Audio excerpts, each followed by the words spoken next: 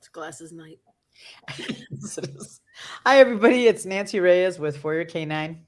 And Joanne Stoike with Fur Better, Fur Worse. And Lisa Batasco with Canine Defined. Let us know you're there. We are going to be talking today about self control, impulse control, the ins and outs, and what's normal, I guess, if you want to. I hate using that word, but what's appropriate, I guess, and what's maybe where you might need some more help with your young adolescent dogs or older dogs on how to handle and how to help them with some impulse control.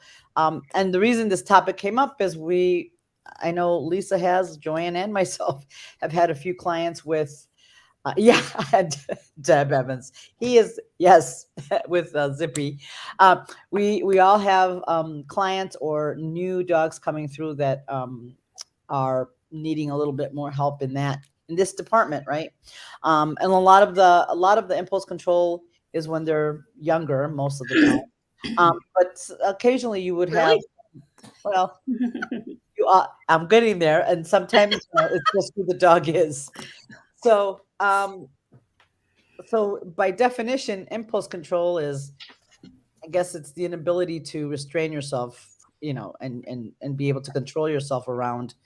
Because impulse control is interesting because you can have great like I can have great impulse control around, let's say, chocolate because I don't like it that much. It's okay, but I don't love it. I don't have to have it. So I can be like, yeah, I can see that.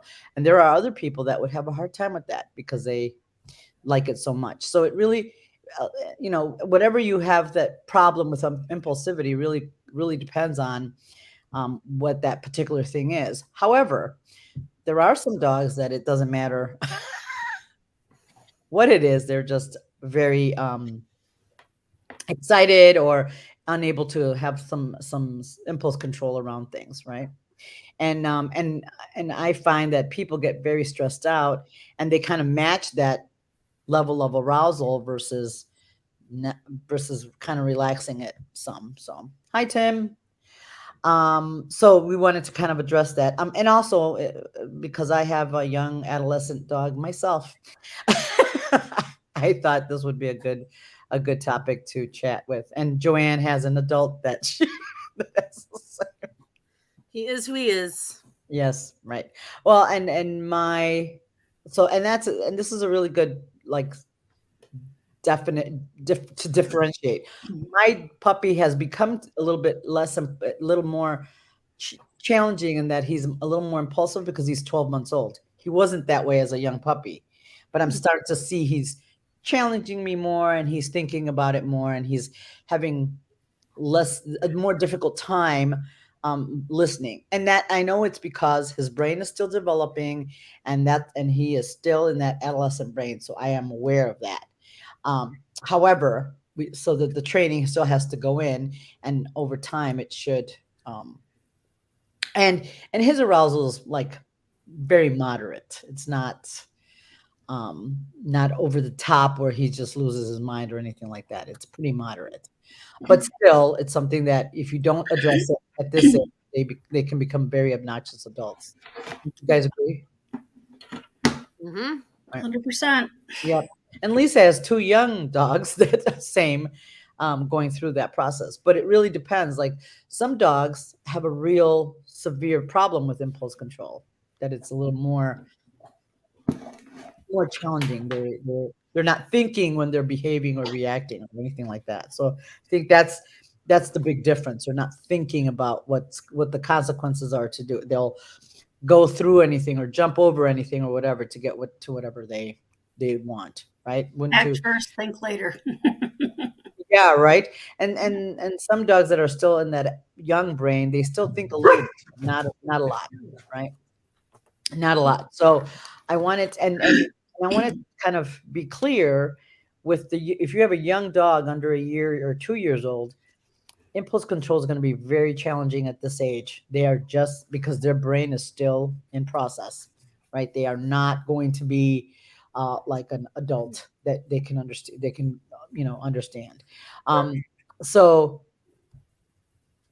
it means you have to be, they want they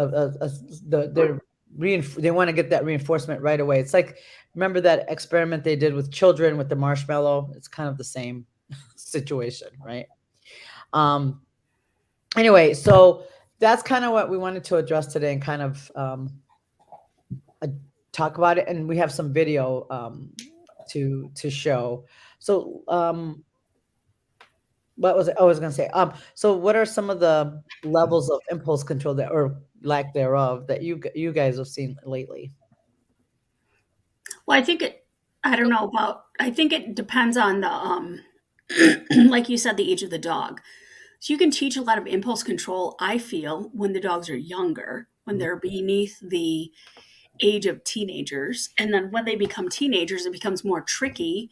And you have to wait until their brain and give them more, you have to be more patient to get to wait for the brain to be available to learn, right? To, and you're like, patience, I need it. To be able to learn that, right? Especially if they've been allowed to rehearse certain behaviors. I think that's where, like, when we do classes, I think all of you guys experience the same thing. It's more challenging, and people want like instant gratification. That's a society we live in. But the problem is as they're teenagers, they're just biologically not there. It's still in process, as you said, right? It takes time. So the best time to, like, when I do board and trains, the best time I want to set behaviors is when they're puppies beneath 6 months old. Give me a puppy beneath 6 months old. We can work on stuff. But when you get older, it is much more challenging because they're more opportunistic. Plus, there's a history behind it, whatever they're allowed to do. So, Right. No, agreed. And a lot of times, because they're puppies, we tend to allow them to, oh, he's a puppy, he's a this, he's a that. right. It becomes it's like, well, yeah, he's a puppy, but we have to put structure and rules in early so that they can grow up to be really good adults. So, for example, I know this sounds one of a quick, one of the tips that you can do for your puppies when you get them, or a rescue. One of the things you want them to learn is to sit and wait for their food. That's a big, huge impulse control exercise that you can do at least twice a day, because you're feeding them twice a day.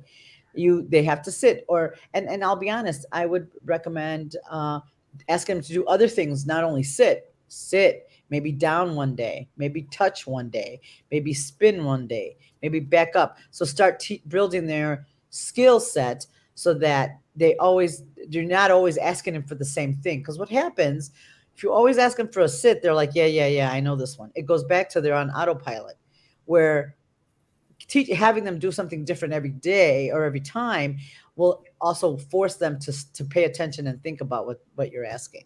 So it's really that's one way. And because that's something that teaching impulse control and teaching a dog to be, is consistency is key. If you're not consistent, then it's going to be hard to get the behaviors you want, right? It's just going to be almost impossible, because they're just not, if you let them practice it sometimes, and sometimes it's okay and sometimes it's not, then it's a problem. Speaking of impulse control, No, sorry. There's three, like, I don't know if they're fireworks or whatever. And so Fire started freaking out, and Roscoe's in her crate with a bone. And so she's like, I really need to go in there. And he's like, I was like, oh my God, no fights. Let's all just get along. I know. I'm like, and should this go wrong, let's just mute and turn off the camera. So sorry about that. Real life happens no matter what. So Yes, that's right. So yeah, that's one of the things that you want, that consistency when they're young. Sit before coming out of a crate. Or like I said, and obviously coming out of a crate, you're always going to ask them to sit. But for feeding, they're going to do something different every time in order for them to just work on that self-control. Working them on leave it or coming away from stuff are little exercises you can do all the time, every day, so the dog starts to learn how to have some impulse control. So here's the basic things about impulse control. if you are asking your puppy to behave like a perfect gentleman in a room full of dogs, that's impossible. It's just some dogs can do it, but most of the time it's going to be, especially if you have a dog that's very gets aroused really quickly. You're overbuilt, you're overburdening their their their brain. You have to just either manage it or try a stimulating environment. But if they're going to be in a stimulating environment, it's like, and they can't handle it, they're giving you that information. You are the one who has to do the information. You have to take that information and do something with it, right? What are you going to do about it? He's telling you he can't handle it. So then what are you going to do about that? Right? I think if we look at like impulse control or self control activities, and when I look at that, I think about, do you have a brain? Are you functional for what you want? And if you are not, then it becomes more of an issue that I need to like address differently. So like my puppy, Mick is more like jumpy jazz, blah, blah, blah. Yeah, he's excited about stuff and all that. And so when I ask him to sit to come out, he'll do it. And then I release him out so he can't come out beforehand. And again, sitting is just one thing. You don't have to sit. You can just not move forward, right? That's fine too. But pick your criteria. Then you open the door and release him out. So when he comes out, he's like, yeah, I'm out. And I'm like, that's not quite what I wanted, right? Because I want him to be able to be like, oh, yes, how can I help you? What are we doing? A little more thoughtful. So we're working on that. So there's ways to manage some of that to help them be successful in that. But when you look at that, like Nancy said, sitting for water, sitting for food, stationary in a crate, like think about attaching a leash to a collar, being able to say hi to people or other dogs. We do the cookie store game, more of a, what's her name? She does, what it's your choice, and it's your choice is just about not grabbing for treats, basically, focus forward type of stuff. And there's variations on that, as everything is. Playing with toys, not just grabbing and just doing stuff, and then even petting or inviting up on the couch. Like think about the things the dog wants, and then think about how can you make him be more thoughtful about earning that particular thing. And that is applicable if they're under as they're teenagers, under teenage time. But when they become teenagers, it becomes much more challenging because they're more impulsive, right? So their emotions it's the time of big feelings, as they call it, right? So they're less apt to be responsive to thoughtfulness just because it's about acting and not thinking.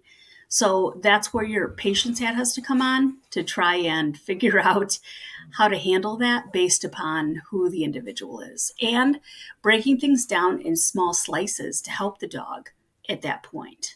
But yeah, so I think there's a lot of things you can consider, and I don't think we utilize this enough to some degree. And I also think sometimes we overuse it depending on the individual dog because everybody's different. And sometimes we can ask too much of the dog and then we create frustration, and then we get reactions based upon frustration versus I'm not thinking. Right. And a perfect example is if a dog wants to go say hi to another dog, pulling him back and restraining is going to cause more reactivity. Right. It just goes hand in hand. If you're going to pull them back, so instead of pulling him back, lure them away from that problem, not yanking them back, because yanking them back will at some point backfire on you, and you're going to have a reactive dog. That's how you make them. That is how you make a reactive dog. Restrain them from what they want. And if it's especially another dog, and you keep doing it, and you add a lot of energy around it, that's how you make one. Easy peasy. Yeah, but I'm going to add one piece to that because I've noticed this in my classes too, right? Like I focus so much on don't pull on the dog, don't pull on the dog, don't pull on the dog, use your cookie, right? And what I have noticed is people are taking that to such heart. If the dog goes, right, and is going to get itself into trouble, we're on our way to another dog or whatever, it's fine to pull your dog away from a situation of trouble if they don't focus on a cookie, right? And that puts me into well, that didn't go well. Was I too close? Was it too much? Was it blah, blah, blah? So don't set that up again. Right. But Right. if you find yourself in a dangerous or too much or whatever you want to call it situation, yes, get out of Dodge and then start over. Right.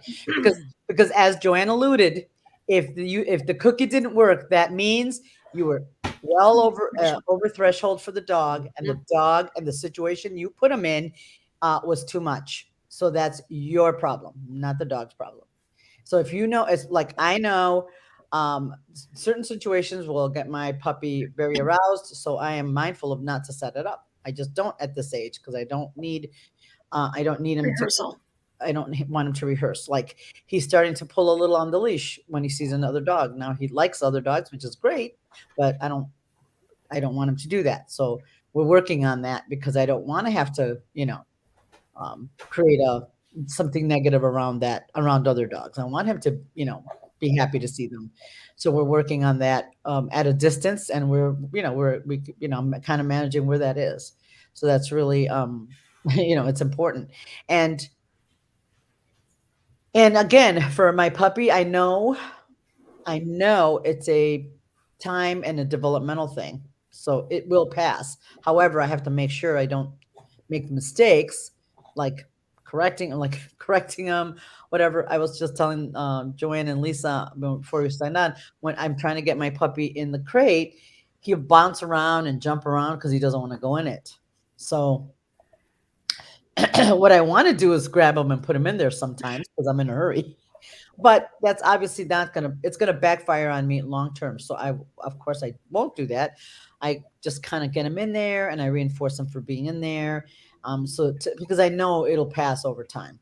But, and that's what I mean. The decisions you make in those critical times are really important. And like, again, if he's pulling for another dog, I try to lure him away before he gets overexcited so that he doesn't practice that behavior, because I don't want that.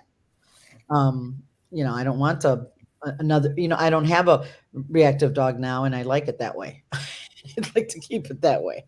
So anyway, and there's varying degrees of impulse control, you guys. There's some that are just come with age when they're young, adolescents. And there's some that there's a hardwired component to it, that they're so overly stimulated. So I have some video of that, a dog that it's a very young dog, and it's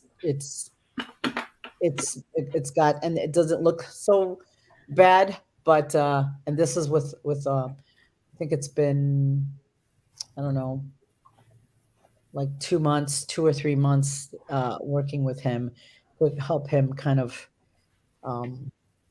bring it down a notch, right? So we're doing nose work with this dog to try to get him to focus and just be a little more thoughtful, as best as we can. So we're let's see if I can find it. So it's we're doing the best we can with the situation, right? And there's some certain things that you'll notice that I found and I wanted to get Lisa's and Joanne's take on it because it's a little different. Hold on one second. Sorry guys, let me find it here. Okay. All righty.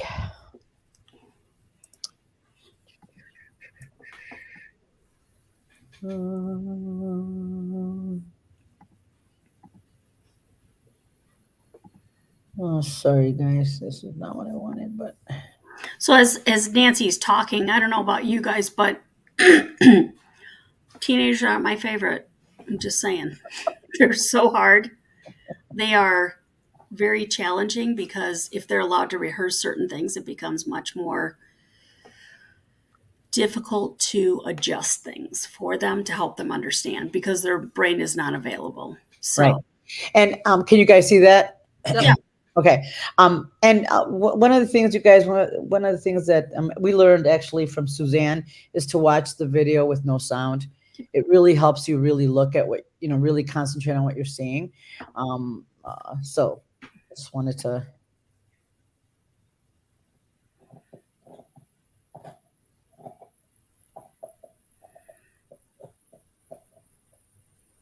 How old is this dog? 9 months. Yikes. Mm-hmm.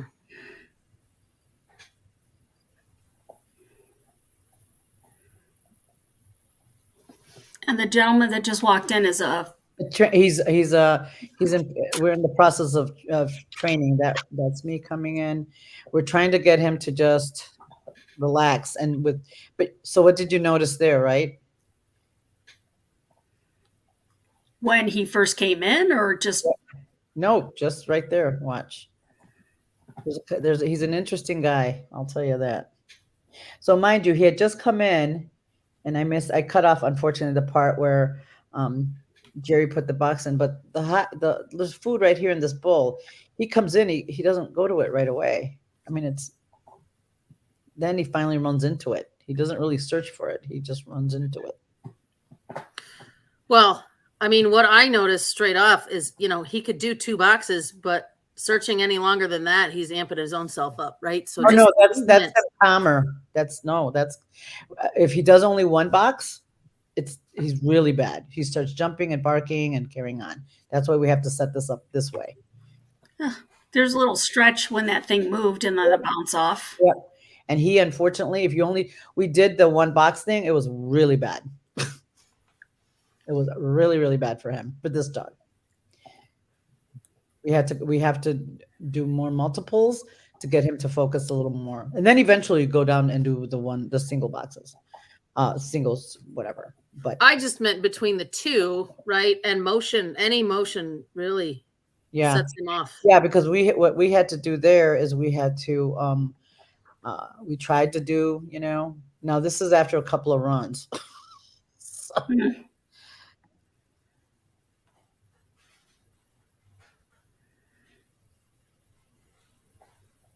so he's better on that one. But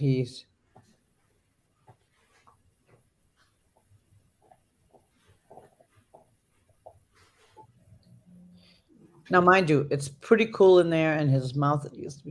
There's a lot and that's okay. He saw it, and and it's on the chair, and he's like, "Yeah, I can't do that."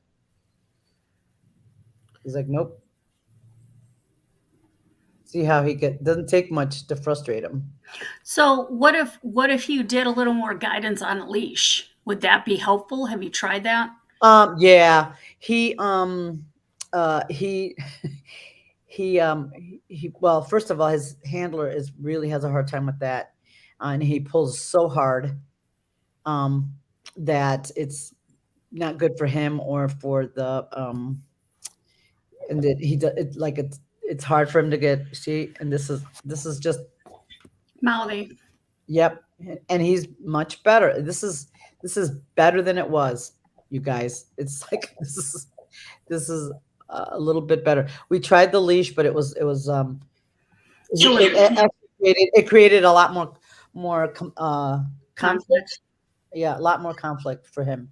See, and watching all 3 of these, it's like, now don't get me wrong, he's not perfect, but as soon as somebody moves, it pulls him right off, and he's got to go. Like, he reminds me of a herding breed. Yeah, very visual. Yep. Right, super duper visual, like hyper. Yep. Visual. And you see the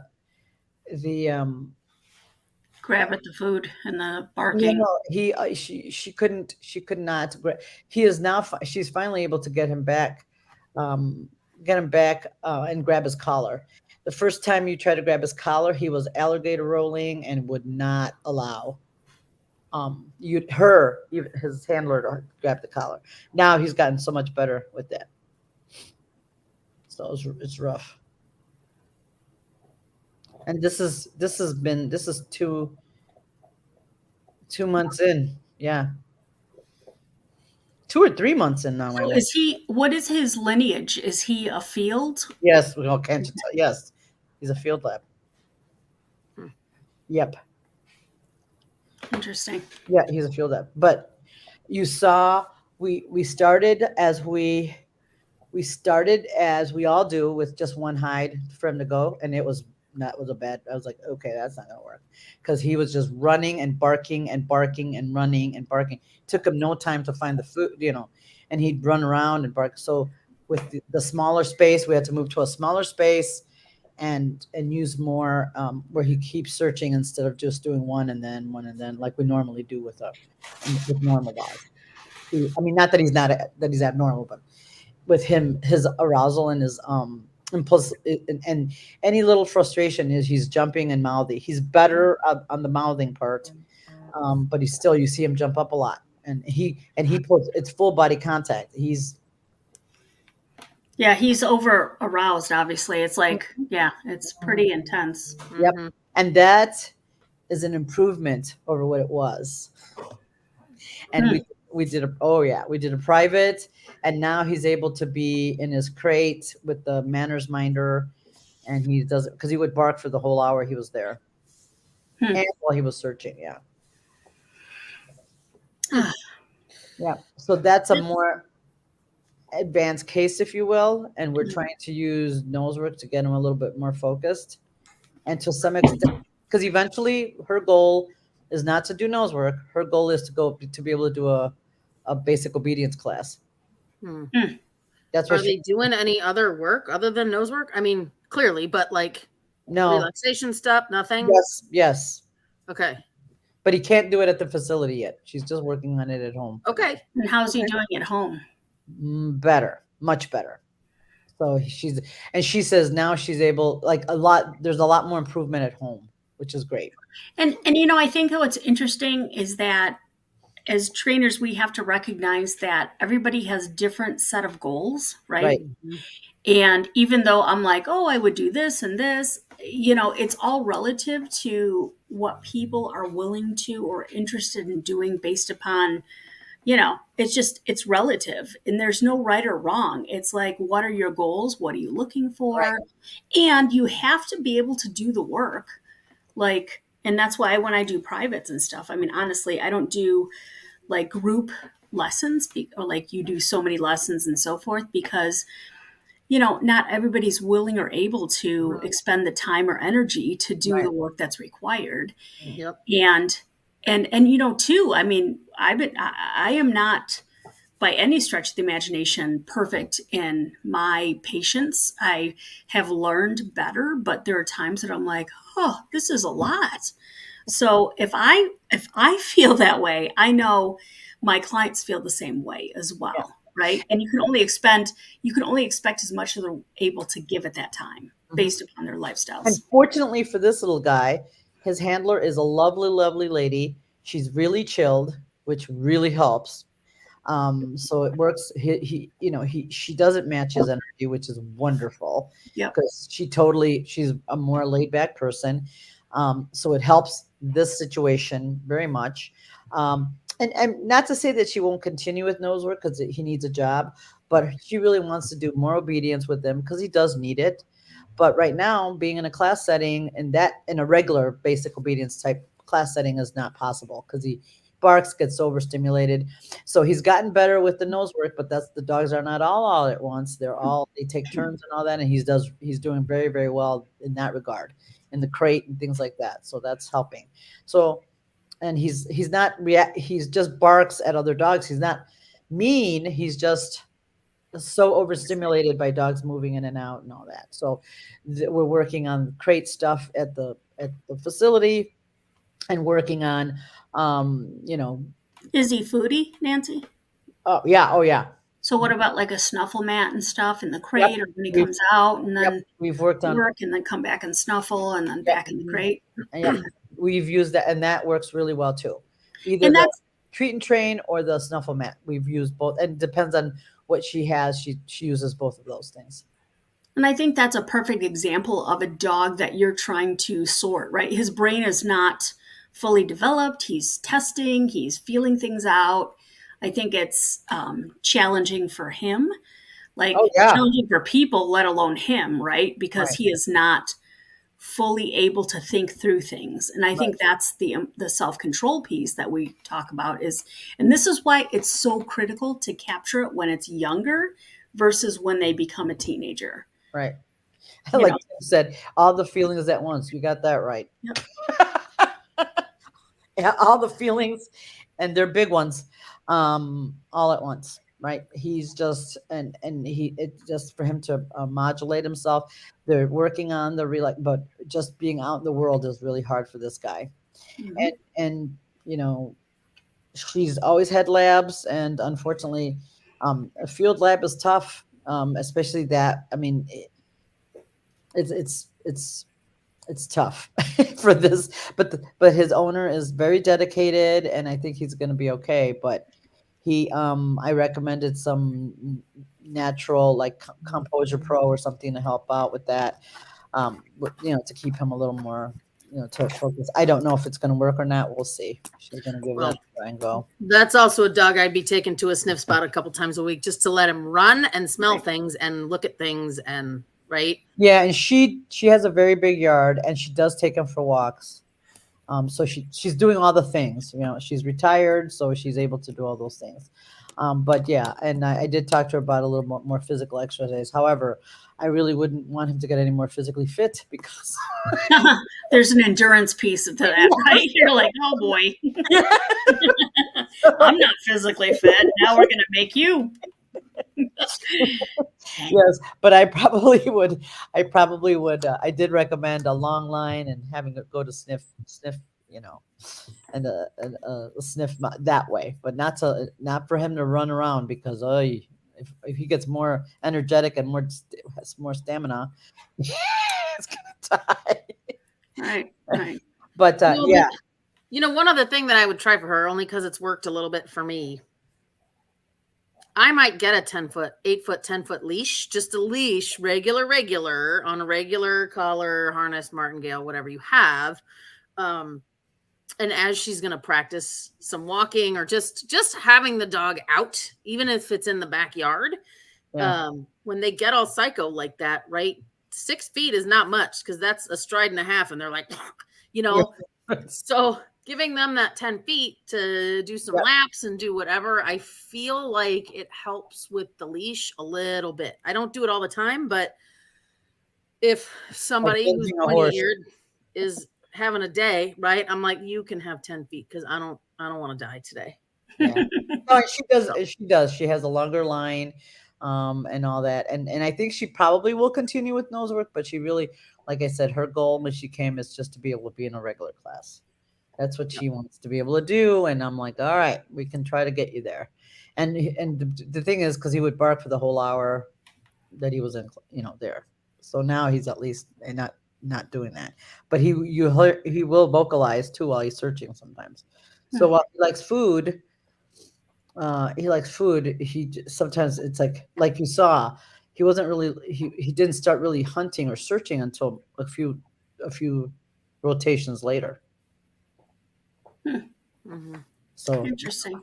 yeah, he was so you guys at that level of it's really good that handler does not match his energy, because I think that's a big problem is we have a very active dog and we try to match the energy. Well, and it's the same with Joanne and Bam.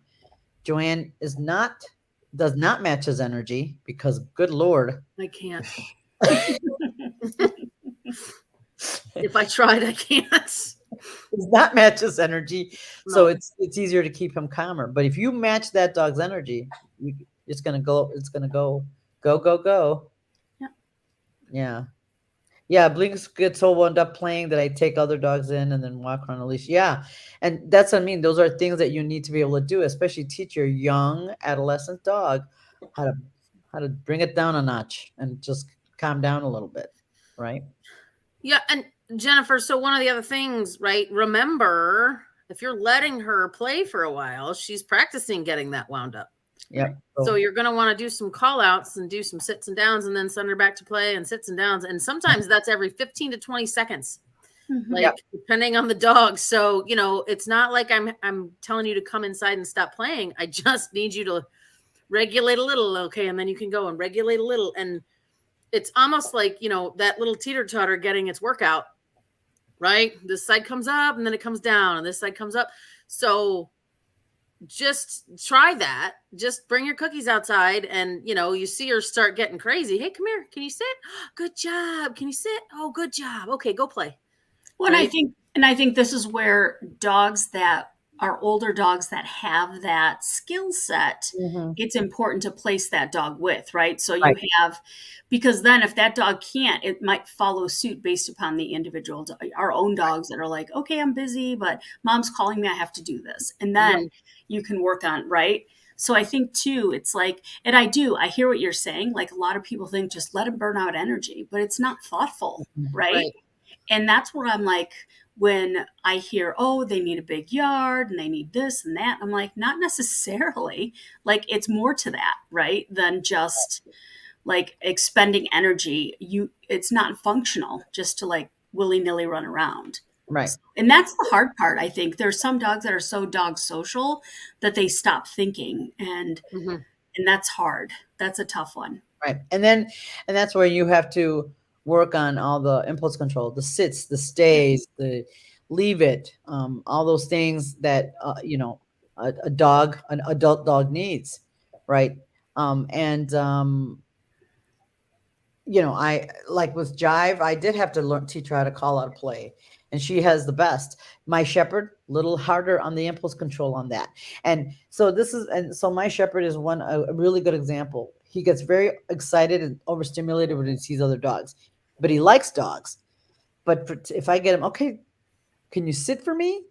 Depends on what dogs are there. Depends on the situation. He'll do it, but man, it's going to be hard. He has to really think and focus on it. Where my lab can do it, like, okay, I don't care what's there, I can do it. She has she has a little bit more control, but for my Shepherd, now other things he doesn't care. He'll be Johnny on the spot, no problem. But any kind of a stimulating environment, he has a hard time. He just has a hard time, regulating himself. So we have to work on it all the Yeah. time. So I know I sent some videos and Joanne was going to play them and stuff about different things to do for your pups, Yep. about um, how to help work some of the impulse control stuff. And it's what we do in day school and just across the board. And as trainers, we try to focus on understanding the dog's capacity to help understand what to do. So whichever one, Joanne, you want to play, if you don't Sure, mind. we'll do a cookie store. So, the cookie store is a spinoff of Susan Garrett's It's Your Choice. Um, but basically, it's just don't grab, right? So, here's a little guy. This is Walter. Walter is quite the cute boy that gets away with quite a bit because he's adorable. And that's how it works, right? The smaller the dog, the easier it is to control. You just pick it up and it'll stop, right? But if it were a shepherd, that'd be a whole nother story. Right. Um, so, Hey, Mr. Walter. Walter is, if you want to, yeah, turn off the volume. So Walter is, I don't know, maybe 4 or 5 months old. Oh my God, he is cute. He is very cute. He's a little Maltese mix. Yeah, they do. You're right, Gretchen. They get a lot. But that's because we can pick them up, right? So we have a cookie store that's closed, and part of what you want him to do is be able to control himself and back off of the cookie. You can teach this as a focus forward. There's so many things you can do with this. But basically, you just want to teach him not to grab, right? The cookie until it's offered to you. So in this case, Jody, he's like very distracted because there's lots of food and he loves food, which is great, but it can be distracting. So she has cookies in the hand. He backs up, the cookie store opens, and then he gets one. It's just being patient, right? And the goal is to keep the treats available so that he chooses not to go forward. Oh, good boy. Nice. Right there. That was good. Yeah. So he gets it, but here's the issue. The issue is he's adorable and he gets away with a lot. Right. So we So do, she has to come to Mean Lisa's house to get yeah. Aunt Lisa, all the girls at Aunt Lisa's house are terrible. Right. We have rules. So it becomes a point where he's like, oh, I can't do that. Good boy. That was good. Okay. I can't. Oops. So he goes forward. The cookie store closes. He backs up. The cookie store opens. He waits a bit. Then we give them the cookie. And then you can alternate hands, you can do some of that stuff. Eventually, you want to put it on the floor and teach the same thing. Some people confuse this as a leave it, but it's really not. It's more of a can you be patient and wait for the treat to come to you, right? Yeah. And there's variations on this. You can have them sit and have treats in both hands at your side and then go forward to give them a cookie. If the dog sits and waits, to not jump and lunge towards it, stuff like that. So there's variations of this, of course, as always, but this is one of the things that we try to help with. So here's Ivy. So I want you to pay attention to the body language, the difference. Ivy is not blinking. Like her eyes are bugging out of her head. That's her. This is a high aroused dog. And she's like, what can I do? This is quite honestly, she's like, I can roll over, I can do all the things. Now, granted, there's a couple things I'll point out. One, I used her as a demo dog. So as a bad trainer, I was like all about showing off things you can do with your dog versus teaching her to relax at the time. And I'm like, this is not desirable in my book. I want her to be a little more thoughtful and relaxed. You're right. She wasn't not. This is the opposite. Look at the eyes. I cannot. Where do I get a cookie? How about now? Right? And don't get me wrong. I love this dog like to death. She's ridiculous and adorable, but she is intense on certain things. So, but this is, and it's challenging for her. She's like, what do you want me to do? Right. And this is where I think trainers that teach tricks get stuck, because we're about saying, can you do this? Can you do this? Yeah. And it did not dawn on me the importance of, I can roll over. What do you want? I did not. And right now, if I wanted to teach her to relax, because she is not relaxed at all. No. Right? Which is not what I would want. I would reinforce her on the floor in between her feet for doing nothing and breathing and maybe blinking. Right? So those are some clues moving forward. And I've changed what I've done with her because of that.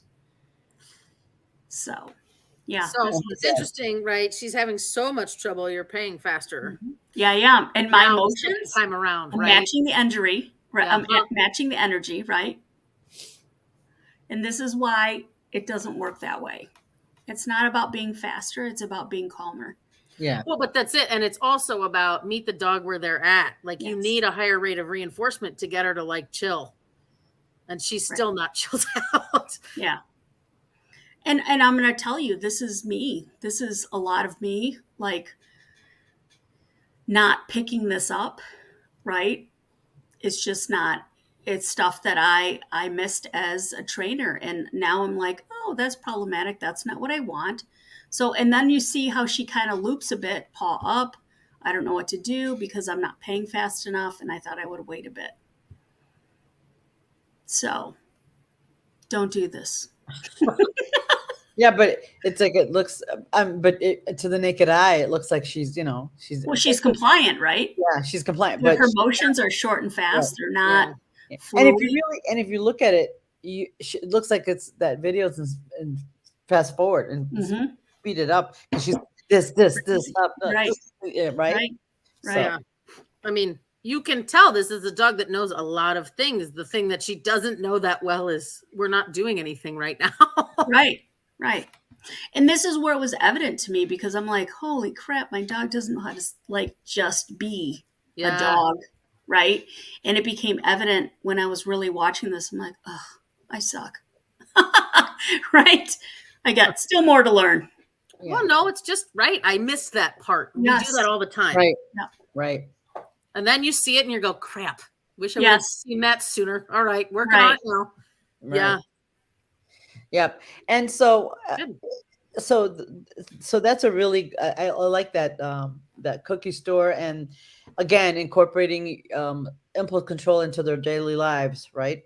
Sit for a treat, sit for a collar, sit for before you this goes on, before you get on the furniture, all those things, incorporate some of that impulse control, into their daily lives. So they get used to learning how to calm down and figure it out versus just going, being told what to do all the time. Because I think we've all met people like that. They tell their dogs everything. Their dogs don't have to Mhm. think for themselves, and unfortunately, it comes back and nails you in the tushy, because your dog has to, be able to calm down. Um, so those are what are some? Do you have other ones, Yep. Lisa? Yeah, we have more. All right, hang on. I'm going on. Whoops, sorry. Amy, we all do things and we learn. She goes, "Oh my God, my Oka is OKA is just Yeah. like the Okay. Aussie LOL. What have I done?" I'm like, you live and you learn, right? Nobody's perfect. And this is what I think people have to understand. As trainers, we test things out and we go, how does that work for you? And then we realize, well, this is too much for this dog because their Right. temperaments or personalities are very different. Right. So this And, is Fling. Sorry. oh yeah. And the other thing is, you guys, you need to teach your dogs how to do nothing. Yes. Really Yep. important. Yep. Sometimes that's what's happening. Nothing. And that's what it is. All right, sorry, go ahead. So this is Fling. This is Ivy's mom. I miss her. She was a good girl. She was a pain in the butt, but oh my God, At so 3 months naughty. old, they climbed the cat tree. Yes. Yes. Yeah. So with her, I'm restricting her in terms of not having as much room. And she's like, what can I do? How do I get the cookies? So I haven't seen this one in a while. So we're just working on just being, right? And she's like, come on, let's go. What's doing stuff? But you can see she's a little different, but she's much older. Ivy was younger at that time. You can tell the difference with the motion and stuff like that. I mean, even Fling was still, well, Yeah, look at Yeah. yeah, yeah. And then the little rear, uh, foot up, foot down, foot up, Yep. foot down. yep. What are we doing? What's going on? So you can kind of see genetically how the arousal can Hmm. pass, right? That's a whole nother topic. Yeah. So Fling was fun, but she was all like the difference with Fling. Fling also had more. She's like, okay, you suck, I'm leaving, right? She does that a lot to me, right? So, but I was talking about how to do this, and now we're just working on hanging out and doing nothing. So I'm reinforcing food on the floor and so forth. Her motion, her body language is still right. Sphinx position, so she's ready to pop up at any moment. My rate of reinforcement is pretty high because we've not worked this as much at that time. And she's extremely foodie. Yes. She always was. That's why she climbed a cat tree to get food on top of it. So, Lisa, do you think this would have been easier for her if had you been sitting to start with? Possibly. I think she was prepared to do something, right? Because, Sure. like, retrospectively, I look at this. I'm like, how could I have made it much easier for my dog to help understand, right? And like Ivy, believe it or not, will actually settle. I've been accused of being a Walmart mom by leaving her hanging out and walking into another room, and they're like, "Oh my God, she's just laying there." I'm like, "Perfect, that's awesome. Sorry, my fault." Right? So these are things we learn later. But if I'm Sadly, my dog's standing, got that practice all the time. what's that? My dog's got that practice all the time. Right? Where's And Georgia? Oh, under the table over there. oh, okay, she's sleeping. We're good. But you can see how she's in anticipatory mode. So Yeah. things I would change about this right now is the fact that if she's not looking at me, I would feed her. Right. When she looks at me, I think she's anticipatory. She's like, I'm doing a thing. Where's my cookie? Right. So I think inevitably I was encouraging this behavior when I really didn't want to. Right. So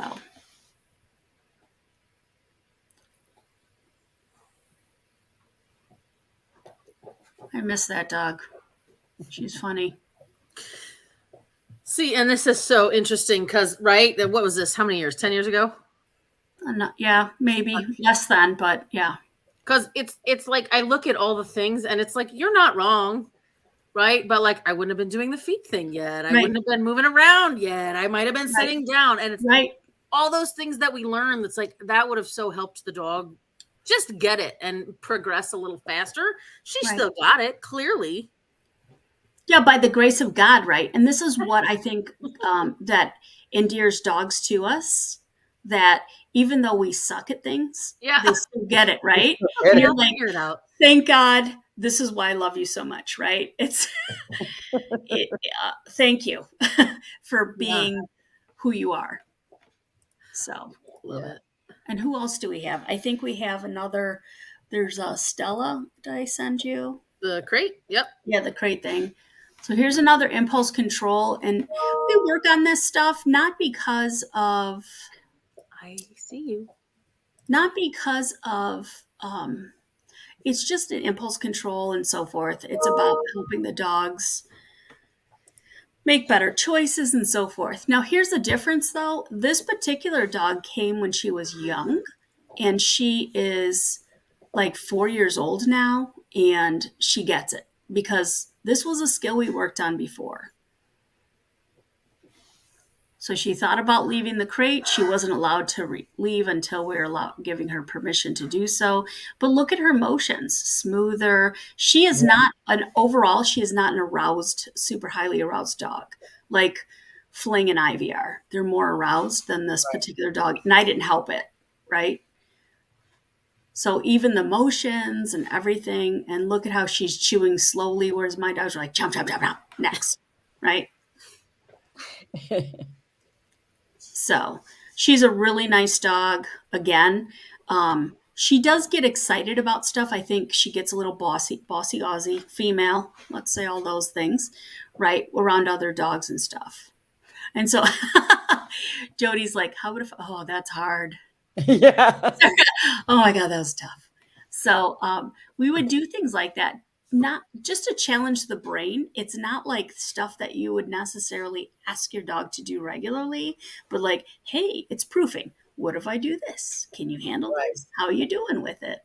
And it's just information, not, oh my God, they're so trained, right? It's not that. Yeah.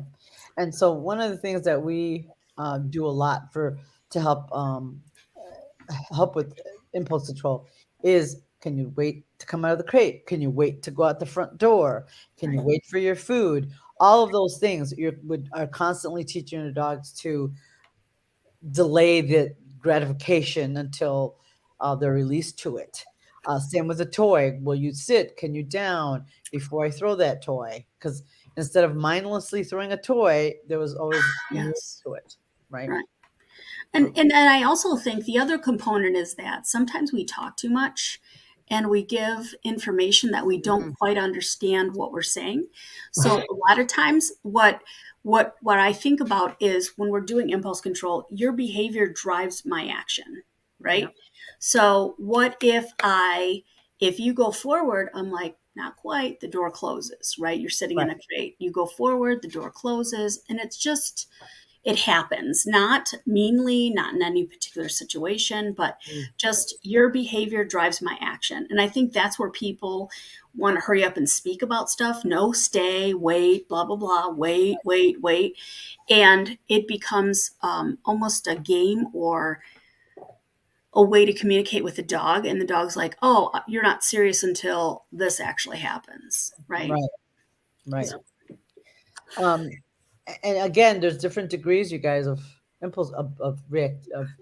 I'll show you one. yeah. Yep. So this is, and I mean, you guys, I joke about Bam all the time, like, but I put a ton of work on this dog. Like, you have no idea. We sat for 18 months. We sat in the back of classes and worked on relaxation protocol and auto check-in, and he's really good at it most of the time. When I still, to this day, when we go to my training building, there are days where I'm like, do you want to go inside? And he's like, yeah, I want to go inside. Hurry up and open the door. And I'm like, not doing it. Right. And we sit there until I'm like, you are 5 years old. What is the matter with you? He cannot. Like, it's something genetic. There's something in there, right? He tries his best, but there are moments. So I'm kind, because after this much work, I know there's just things it's almost like he doesn't mean to. He's kind of like that, Asperger's kid, where it's like he's trying his best to hold it together, and then when he has his moments, you kind of have to go, let me know when you're done. We'll try again. you know. So I will show you. This is we just came back from Doberman Nationals, and this was a working aptitude evaluation. So we start out where he is getting dressed, should I say, which is they put a certain collar and a leash on him. And he's calm. He's fine. He's doing his thing. There's another dog running the test. And so a guy, there's a decoy, and he's down the line here. Okay. Now he is gone at this point. He has retreated behind a minivan. So my dog cannot see him anymore. But he saw him when the dog in front of us went. Persistent. Right? Yeah. And so this is impulse control coupled with persistence. Yes. So, right. So Like, there's hear you, but I want it. there's another component, right? So he was he's got some impulse issues, but he also has some persistence issues, which you want in this breed. Yeah. You want a persistent dog, mostly. Right. If you're doing like, police work and stuff, it's great. Yeah. But for a pet dog, it's a whole nother story. And now, you guys, I have years of practice with this jerk. Like, it makes it look like I'm okay. I am trying not to fall over. The power that he is pulling on me with. Oh is yeah, insane. you see it. You could see it. now. He's like, let's His go. muscle, the tension in his muscles are just. So we're trying to meet a neutral stranger. She's like, hi, nice day. He's like, whatever. He's like, just go. Now this person's going, here, puppy, puppy, puppy. It's like, whatever. This is the van with the guy. Where is he trying to go? He's like, I gotta get back there. Right? I mean, he can't let it go. That's the persistence part. Yes. Oh He my cannot let it go. And the arousal comes through with so he's like, I can't even think I'm all jacked up and I want that thing. It sucks. I mean, he doesn't even know where he's at right now. Right? I know it's kind of far away and small, but like and there's no food on the course. There's nothing. I really should have said, like, thanks, we're just going to go. But even if there was food on the course, that wouldn't have been his concern. I don't think he would have blew cared. past it. Yeah. Well, I meant if I had a cookie. Yeah. Right. And I don't think he would have cared in this moment. So you can see the guy standing you could have had a whole steak. He would have been like, yeah, I don't care. Yep. And even that, he's like, I don't care about that lady shaking the can. Where's that guy at? Not you, not you, not you. Where's that guy? He's back there somewhere. So she's like, thanks, you can be excused now. So we didn't even get past the third station. And it sucks. Oh gosh. Hey Linda, that is a ripcord boy, just so you know. So it's clearly Linda Vinson's watching us. You think you have a female version of she Van? does. She has a male right now too that's out of ripcord as well. So there's something in there in that line of dogs where I think it's the combo of persistence and arousal that makes it so hard. Right. And that's what I mean. There's right today we're talking about self-control or impulse control, but there's other factors to consider, right? How persistent your dog is, how, because some dogs can be aroused, but they're not going to be persistent about it. So they're interruptible, meaning that you'll be able to say, no, come away from that and do this. And they're like, well, okay. They might have a little trouble, but they can do it. And some dogs are like, yep, I can't be interrupted. And depending on what that is, right? What gets their attention. So they might be, and that's what I mean. Some dogs could have terrible impulse control in one situation, but in another, they'd be fine. Right. So if you have a young dog, you have to make sure that you figure out what gets them excited or what gets them, and work on that, but incorporate some impulse control exercises in their lives on a regular, waiting to come out of a crate, waiting for their food, lying down before on something, right? And patterns, I think patterns as a young Yes. puppy are going to help carry you through with teenage time.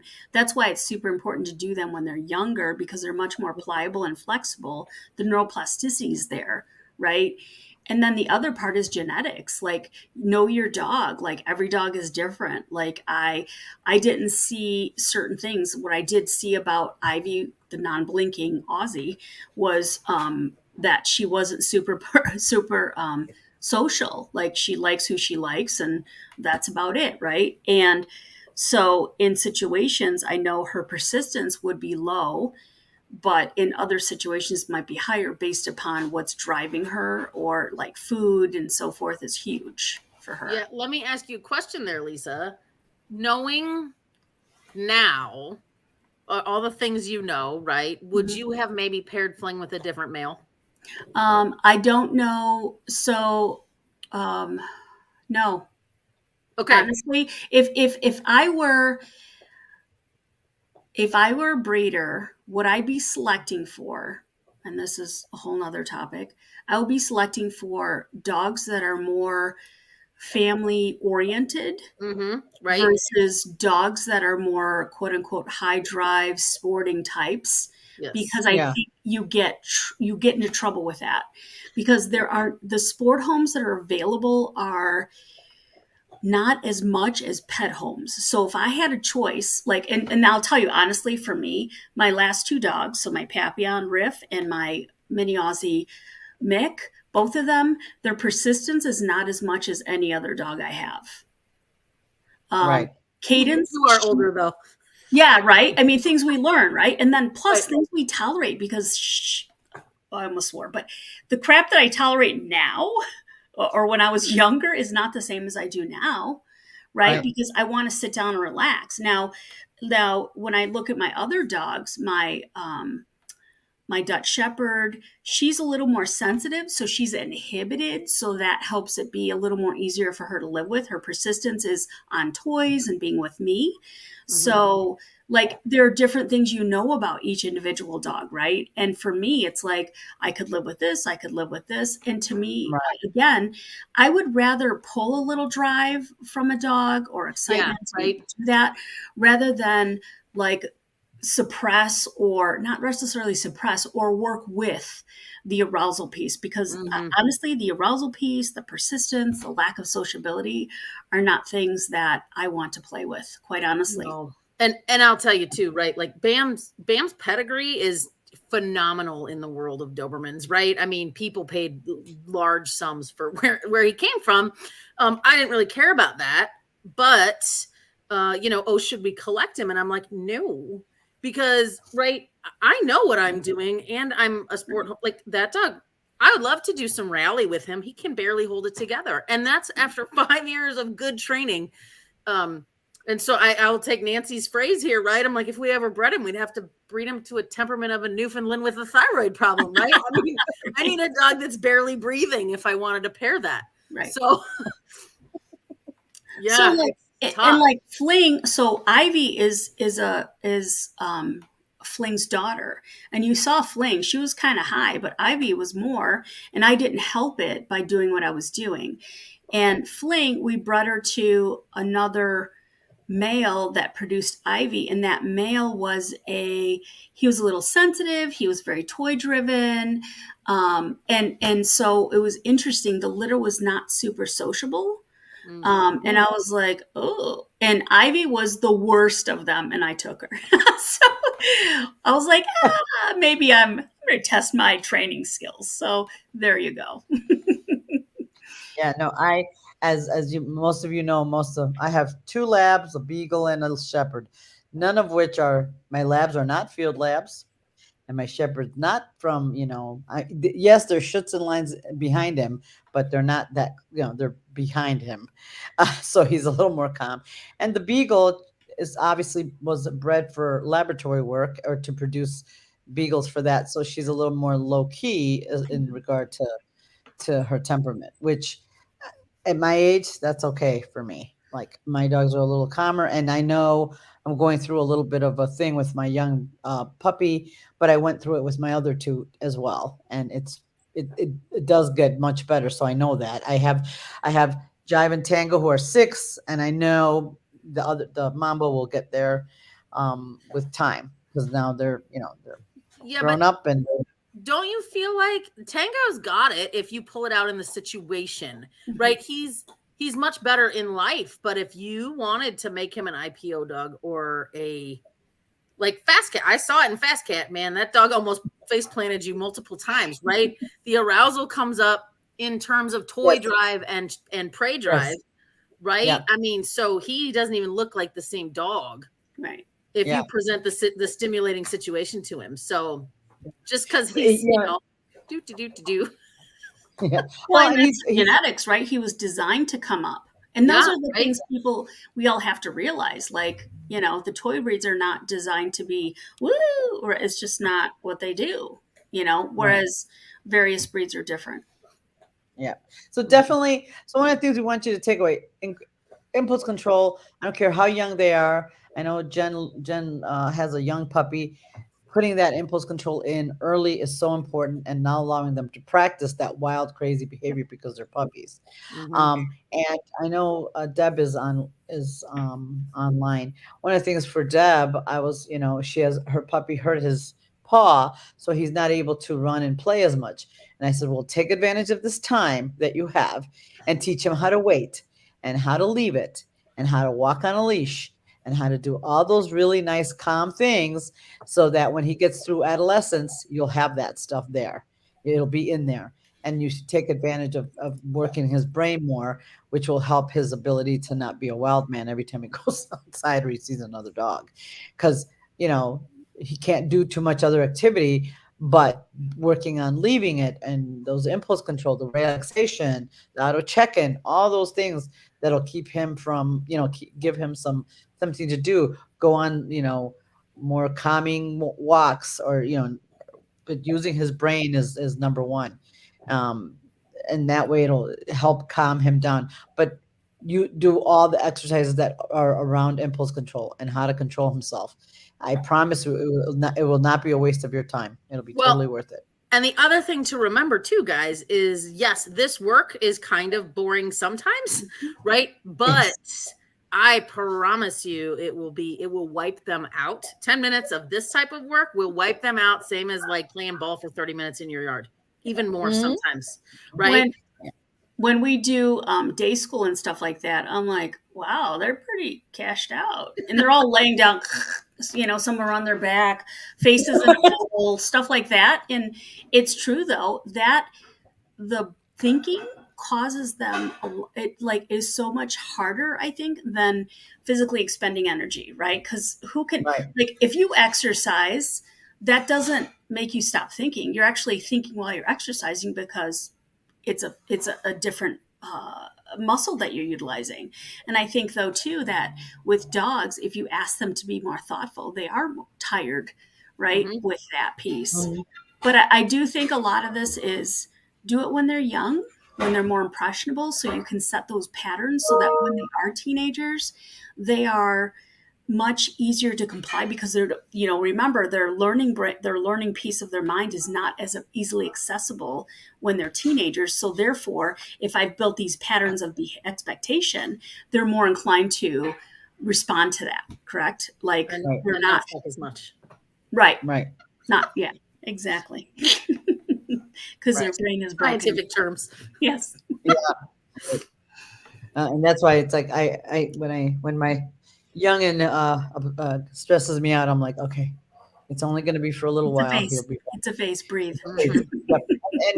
And he shows me like then the next day he's great and he does what he's supposed to. So Well, do you find that like with the gun dogs, they're more latent learners? Like, right? So it's like they have to repeat, repeat, repeat, repeat, and then they're like, oh yeah, I remember now. That makes sense, right? And then Mine, they respond. just saying. What'd you say? I said my gun dog was not. He was lovely from the day I brought him home. Very biddable. Vishlas are different. They're very Yeah. clingy. Yep. Love you. Whatever you want. whatever you want. Yeah. No, unfortunately, mine's have to, and the boys for me, I'll be honest, the boys have been a little more challenging in that regard. It's just taking them a little longer. I Even though Jive took a little longer to learn not to pull on a leash. that was a little bit of more of a challenge with her. Where with the boys, I didn't have that so much. So. Yeah. Okay, mommy. I know. Yeah. I do love. It's the one thing I love the girls how quick-witted they are, and they're responsive so quickly. But I really like a dumb boy. I'm sorry. It's just okay, mommy. Whatever you want. Okay, come here. Don't do that. Yeah, where the girls are a little Why? different that way. Yeah, they're like, I'm busy. Thanks. So, All right, guys. I hope you found this very, very helpful. Get a field golden, they said. You'll love it, they Yep. said. I know, right? Like, no. Nope. Get a regular confirmation golden. Those are the best. Yes.